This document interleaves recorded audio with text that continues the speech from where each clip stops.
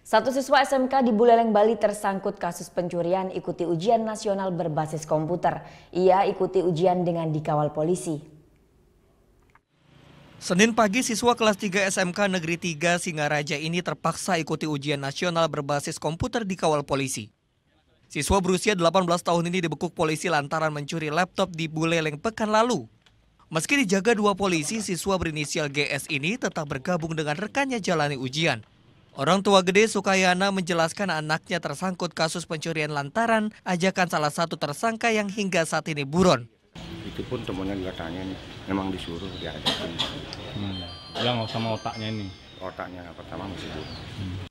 Kepala SMK Negeri 3 Singaraja Nyoman Susatika membolehkan siswanya yang terlibat kriminal ikut ujian nasional. Hal ini sesuai kesepakatan dengan Dinas Pendidikan.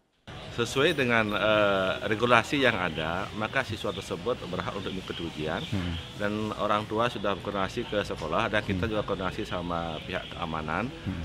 Kita mohon agar mereka diizinkan untuk mengikuti ujian nasional. Pelaksanaan ujian nasional di Buleleng, Bali hingga saat ini berjalan lancar. Ada 32 sekolah yang ikuti UNBK, sementara yang ikuti UNKP ada 33 sekolah. Putu Wijana melaporkan untuk NET. Udah selesai kan nontonnya? Nah, jadi jangan lupa buat like, komen, dan subscribe ya.